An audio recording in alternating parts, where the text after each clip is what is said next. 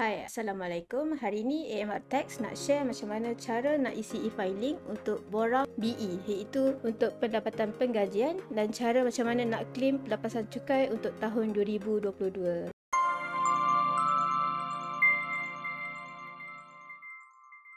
Okey, mula-mula untuk kita isi e-filing, kita kena search mytax.hasil.gov.my. Kita just by Google. Okey, kita just masukkan nombor kad penalan. Contoh sekarang ni saya akan login untuk satu individu. Okey, bila kita dah login, kita dah masukkan ID and password, dia akan keluar laman utama mytax. Dalam ni kita boleh tahu berapa cukai yang tertunggak. Kat sini dia akan keluar amount lah kalau ada baki cukai yang tertunggak. Kat sini juga kita boleh tahu jumlah bayaran balik yang telah diluluskan.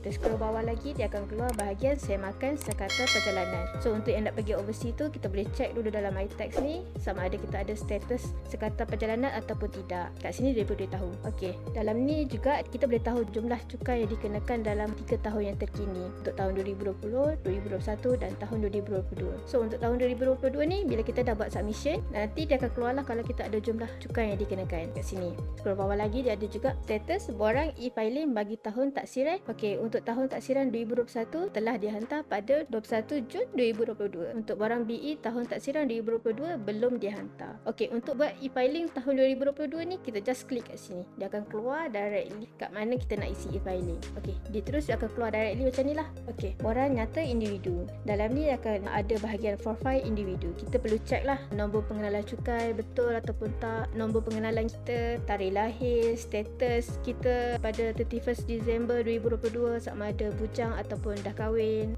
Okey, untuk jenis taksiran ni dia ada 4 pilihan. Dia ada bersama atas nama suami, ataupun bersama atas nama isteri, ataupun berasingan, ataupun diri sendiri di mana pasangan tiada pendapatan, tiada punca pendapatan atau ada pendapatan dikecualikan cukai.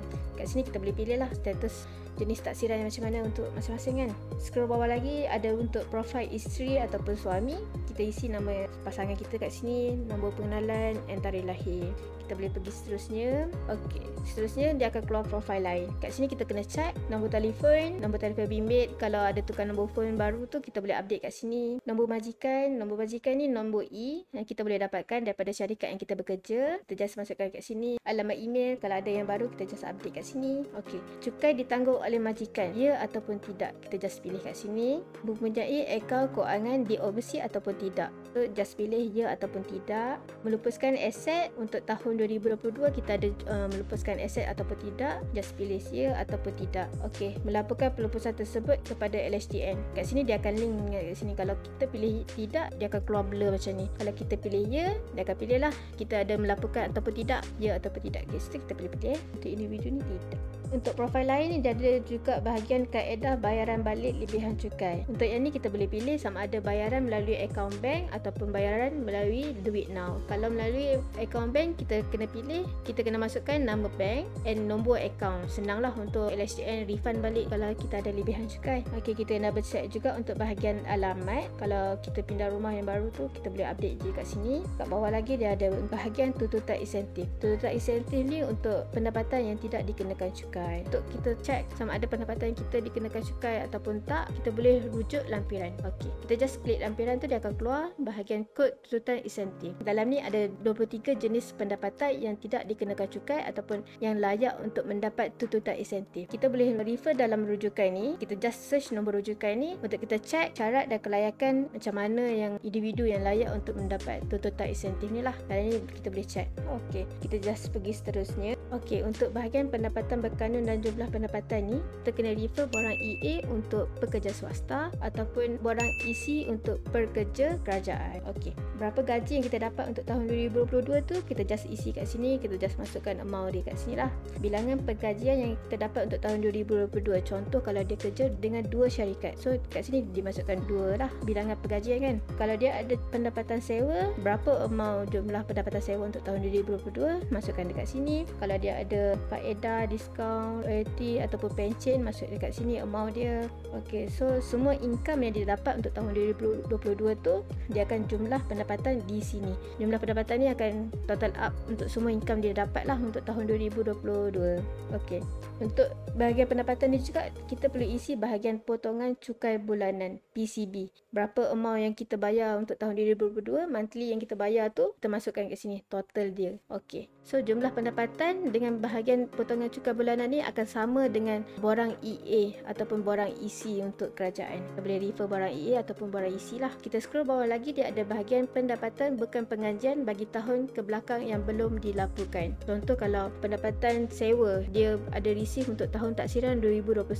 So kat sini tulis pendapatan sewa dan kat sini tulislah tahun taksiran dia untuk tahun 2021 ke tahun 2020 ke, and masukkan amount berapa jumlah yang belum dilaporkan untuk tahun kebelakang. Kita scroll bawah lagi, dia ada juga bahagian pendapatan punca luar Malaysia yang diterima di Malaysia yang dikecualikan cukai. Kalau ada pendapatan punca luar Malaysia tu kita isi kat sini. Kita just klik kat sini untuk isi. Okey, dia akan keluarlah bahagian dia untuk negara mana, jenis pendapatan, cukai dibayar di negara asal, kadar cukai, semua kita akan isi kat sini. Kalau tak ada, kita just terusnya.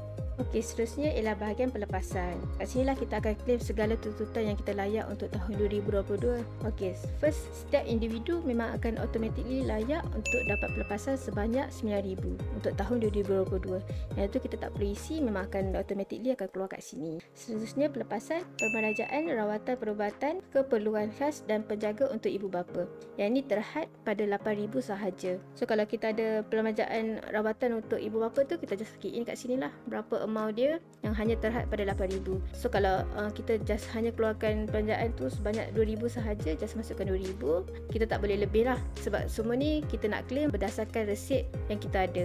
So resit tu kita kena simpan untuk 7 tahun. Seterusnya dia ada juga bahagian peralatan sokongan asas untuk kegunaan sendiri, suami atau isteri, anak atau ibu bapa yang kurang upaya. Yang ni terhad kepada 6,000 sahaja. Kita just masukkan kat sini lah. Okey, seterusnya dia ada juga pelepasan untuk individu yang kurang upaya, terhad hanya 6,000 sahaja. Contoh kalau individu ni kurang upaya, so dia akan ada lagi tambahan 6,000 pelepasan lah. 9,000 yang memang automatically dapat, dan kalau dia kurang upaya akan dapat lagi extra 6,000 kat sini macam tu. Okey, seterusnya pelepasan yang kita layak juga kalau kita ada yuran penggajian untuk diri sendiri. Kat sini dia ada 3 jenis peringkat lah. Peringkat selain sarjana ataupun doktor falsafah. Yang ni untuk bahagian diploma. Kalau kita ada diploma, kita sedang belajar pada peringkat diploma, kita boleh claim lah. Contoh bidang yang layak ialah bidang undang-undang, perakaunan, kewangan Islam, technical, vocational, industry and scientific ataupun teknologi. Kat sinilah kalau untuk bidang diploma, kita akan isi berapa yuran pengajian kita. Ataupun kita belajar pada peringkat sarjana ataupun doktor falsafah.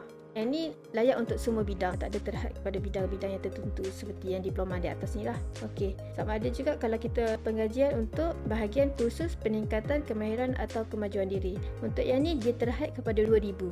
Okey, kalau kita dapat pengajian pada peringkat sarjana, kat sini kita ada buat yuran pengajian kita dalam 4,000. So untuk kursus peningkatan ni, at the same time kita ada buat juga untuk kursus peningkatan ni, terhad kepada 2,000. Yang ni kita just buat yuran pengajian dia contoh 1,500. So total untuk bahagian yuran pengajian ni 5,500. Kalau yang ni dia terhad pada 7,000 lah untuk bahagian pengajian ni.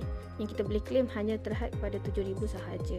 Okey, seterusnya ialah pemerajaan perubatan bagi penyakit serius ke atas diri sendiri, suami atau isteri ataupun anak. Okey, penyakit serius ni contoh dia kanser ataupun AIDS ataupun penyakit yang kita perlukan rawatan perubatan yang lanjutan, like every month kena pergi jumpa doktor. So yang itulah status untuk penyakit serius. So kita boleh isi kat sini kalau ada. Okey, seterusnya kalau ada bahagian perbelanjaan perubatan bagi rawatan kesuburan ke atas diri sendiri ataupun suami ataupun isteri. Kalau ada kita isi kat sini. Okey, kalau ada pembelanjaan perubatan bagi vaksin ke atas diri sendiri, suami ataupun isteri ataupun anak. Yang ni terhad kepada 1,000. Contoh kalau kita ada pergi vaksin influenza, kita isi kat sini. Tak semestinya vaksin untuk COVID-19 sahaja. Segala vaksin kita boleh isi kat sini lah. Hanya terhad kepada 1,000 sahaja untuk tahun 2022. Okey, dia ada juga untuk 3 item yang hanya terhad kepada 1,000. First item ialah pemajaan bagi pemeriksaan perubatan penuh ke atas diri sendiri, suami atau isteri ataupun anak. Satu lagi, permanjaan bagi ujian pengesanan COVID-19 termasuk test kit ataupun pemeriksaan kesihatan mental, kita boleh isi kat sini. Untuk 3 item ni dia hanya terhad kepada RM1,000 sahaja. So kalau kita beli test kit, kita boleh isi kat sini lah berapa kita beli based on receipt lah. So receipt memang kena simpan. Kita tak boleh claim RM1,000 kalau kita tak ada receipt RM1,000 macam tu. So kalau cukup RM1,000 tu, bolehlah claim RM1,000, fully claim. Okey, so untuk bahagian permanjaan perubatan ni, jumlah dia terhad kepada RM8,000 sahaja untuk 4 item ni. Seterusnya, bahagian pelepasan dia ada juga bahagian gaya hidup. Permanjaan untuk kegunaan atau manfaat diri sendiri, suami atau isteri ataupun anak. Okey, yang ni terhad kepada RM2,500. Untuk gaya hidup ni, kita boleh tahu dalam info ni, dia akan tunjuklah syarat kelayakan macam mana untuk pembelian item apa, barang apa yang kita layak untuk gaya hidup ni lah. Seterusnya, dia ada juga gaya hidup untuk pelepasan tambahan untuk kegunaan atau manfaat diri ataupun isteri. Yang ni terhad hanya kepada RM500 sahaja untuk tahun 2022. Dan ini juga kita boleh tahu info dia untuk syarat kelayakan dia, apa jenis yang layak lah. Satu, pembelian peralatan sukan, untuk fee kalau kita ada pergi gym, langganan fee. Okey, dia ada juga untuk bayaran fee pendaftaran untuk penyertaan setiap pertandingan. Yang ni hanya terhad pada RM500 sahaja. Seterusnya, dia ada juga untuk pelepasan gaya hidup untuk pembelian komputer peribadi, telefon atau tablet. Yang ni terhad kepada RM2,500 sahaja. Kalau anda perasan, dia sama juga dengan atas ni. Yang ni pun boleh claim untuk pembelian komputer peribadi kan. Okey, contoh kalau laptop tu dalam harga RM5,000. So kat sini anda boleh claim RM2,500 and balance tu anda juga boleh claim kat sini RM2,500. So anda dapat fully claim lah untuk satu laptop tersebut.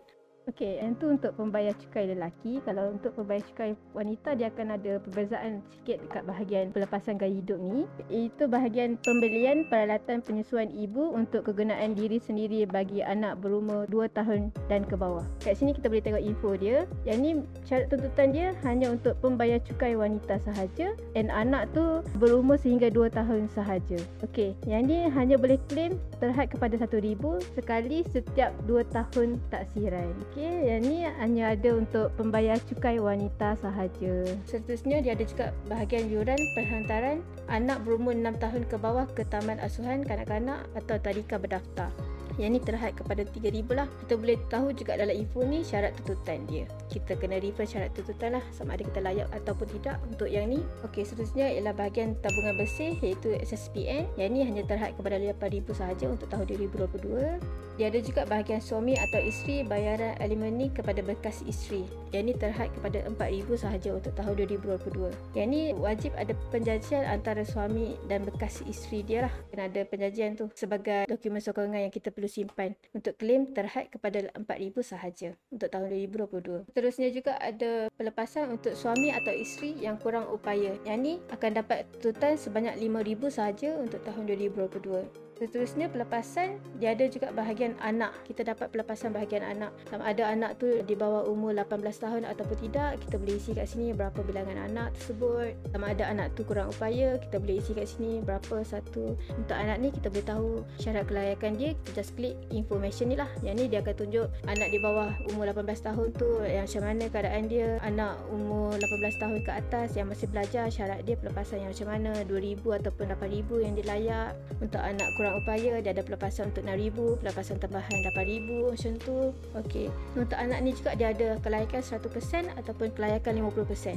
Okey, kelayakan 50% ni untuk individu yang bercerai lah. So individu tersebut dapat claim 50% and balance 50% lagi untuk bekas suami ataupun bekas isteri tersebut lah. Okey, so kalau untuk kelayakan 100% ni, seorang anak tu, seorang individu je yang dapat claim. Contoh, seorang anak tu dia tak boleh share lah kalau untuk kelayakan 100% ni. Kalau ada anak tu seorang, so kita boleh tengoklah pendapatan mana yang lagi tinggi, suami ataupun isteri yang lagi tinggi. So isteri lah claim macam tu. Kalau ada 2 orang anak, so seorang untuk suami claim, seorang lagi untuk isteri claim macam tu. So kelayakan 50% ni hanya untuk suami ataupun isteri anda bercerai lah. Okay, kita scroll lagi untuk bahagian pelepasan ni. Dia ada juga bahagian insurans nyawa dan KWSP. Kat sini kita boleh isilah berapa premium insurans nyawa individu tersebut yang terhad hanya kepada RM3,000 sahaja untuk tahun 2022. Yang ni untuk individu penggajian swasta. Dia dia ada bahagian insurans nyawa dan KWSP. Okey, kalau dia penjawat awam, kita boleh pilihlah kategori penjawat awam berpencen yang tidak membuat caruman KWSP. Kalau untuk individu yang ni, dia pekerja swasta, so dia boleh claim antara premium insurans nyawa